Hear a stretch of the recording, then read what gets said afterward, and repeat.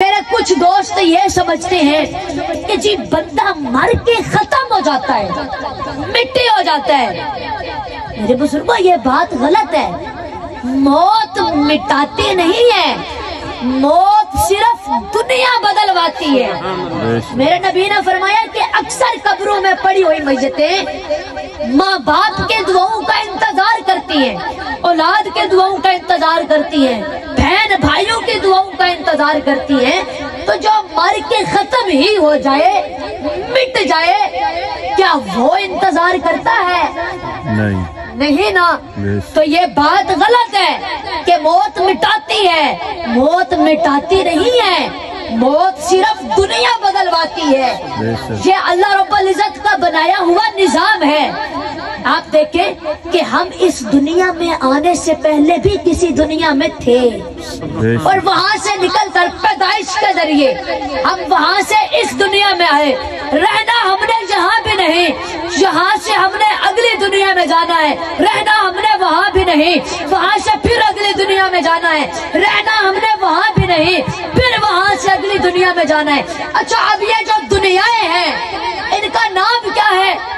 जहाँ से हम आए हैं ना उसे कहते हैं आलिम उर्वा, यानी रूहों की दुनिया।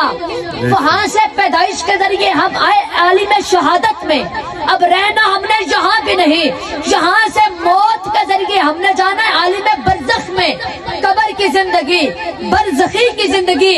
रहना हमने वहाँ भी नहीं, वहाँ से फिर हमने जाना है आलिम क़यामत में। और वो दुनिया इतनी बड़ी होगी कि उसका एक दिन 50,000 साल के बराबर का होगा। और रहना हमने वहाँ भी नहीं, वहाँ से फिर अपने अमलों का हिसाब से या आलिम जन्नत में जाएंगे या आलिम जहन्नम में जाएंगे। तो अब हम चले कहाँ से थे? आलिम उर्वा से, रूहों की दुनिया से। अब हैं आलिम शहादत में, फिर यहाँ से आलिम बरज़ख में। रहना हमने वहाँ भी नहीं, फिर वहाँ से आलिम क़यामत में। रहना हमने वहाँ भी नहीं, फिर वहाँ से अपने अपने अमलों के हिसाब से या आलिम जन्नत में जाएंगे या आलिम जहन्नम में जाएंगे। तो अब आप सब ये पढ़े लिखे लोग बैठे, मुझे समझाने की जरूरत नहीं पड़ेगी।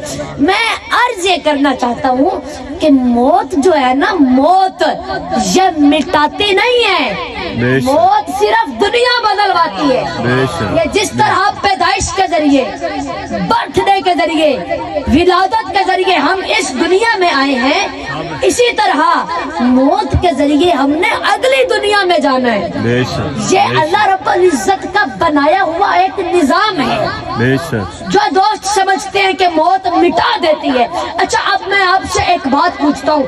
आप देखेंगे पाकिस्तान में ऐसे ऐसे इलाके भी हैं कि जहाँ पर औरतें 12-12 मील पैदल चलकर घड़े सर पर रखकर पानी भर कर लाती हैं।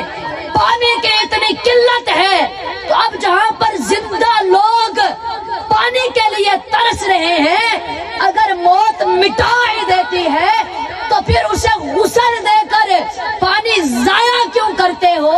सुभान अल्लाह। और मेरे बुजुर्गों, पाकिस्तान में ऐसे ऐसे इलाके भी हैं कि जहाँ पर गरीब लोग कपड़ा पहनने के लिए तरसते हैं, उनके पास तन ढांपने के लिए भी कपड़ा नहीं है। तो अगर मौत मिटा ही देती है तो फिर उस पर 20-22 गज का लट्ठे का कफन कपड़ा जाया क्यों करते हो? अल्लाह अल्लाह अल्लाह। और मेरे बुजुर्गों, मैं इधर जाता हूँ ना महफिलों में, देहात में, वहाँ देखता हूँ कि कच्चे मकानों से गरीबों की बेटियां नंगे सर निकलती हैं, उनके पास तन ढांपने के लिए भी कपड़ा नहीं होता।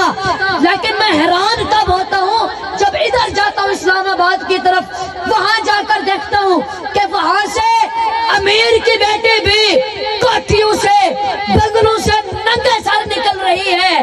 तो अब आप क्या समझेंगे कि दोनों का नंगा सर होने का सबब एक है? नहीं, गरीब की बेटी का नंगा सर इसलिए है कि उसके पास दौलत नहीं है। अमीर की बेटी का नंगा सर इसलिए है कि उसके पास गैरत नहीं है। अल्लाह अल्लाह अल्लाह। नारे तकबीर, नारे रिसालत, नारे खिलाफत, नारे हैदर شریف، کیا بات ہے. میرے بزرگوں بس اب کسی کا ننگا سر غریبی نے کر دیا اور کسی کا ننگا سر بے غیرتی نے کر دیا.